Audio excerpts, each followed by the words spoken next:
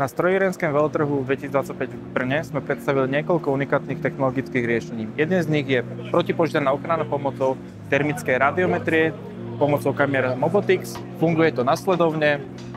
Jakmile je detekovaný plameň v určitej zóne, vyšle kamera signál do protipožiarneho systému, ktorý nám automaticky hlasí poplach. Jednoduchým klikom si EPS-ku deaktivujem. Unikátnosť tohto riešenia je v tom, že je tam certifikácia EN5410, čo znamená, že ju oficiálne vieme pripojiť ako jediný výrobca aktuálne na trhu do elektronického protipožiarneho systému ako plamenný chránič. Ďalším unikátnym riešením je kamera iPro, ktorá dokáže v priamom prenose anonymizovať tvar, rozpoznávať ľudí, čo nám zase pomáha dodržiavať pravidla GDPR, v tomto prípade pri nejakých verejných sektoroch alebo zamestnancoch, ktorí si nežiadajú, aby tvár bola vlastne nejakým spôsobom snímaná.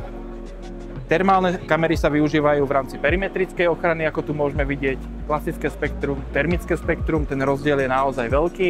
Dokážeme detekovať presnosť osoby na nejakých 150 metrov až 300 metrov podľa toho, akým spôsobom je nastavená kamera. Je to dôležité pri dlhých perimetroch, kedy potrebujeme snímať dôležitú hranicu, dajme tomu letiska alebo cezhraničné prieniky. Ďalším unikátnym riešením je detekcia úniku kvapaliny, kedy my dokážeme detekovať v priamom čase únik kvapaliny, dokážeme ju detekovať, či už je to rozlieta na zemi kvapalina, alebo kvapalina nejakým spôsobom odparuje z daného stroja.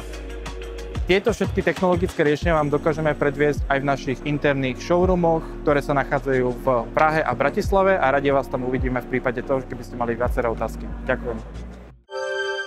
Konica Minolta.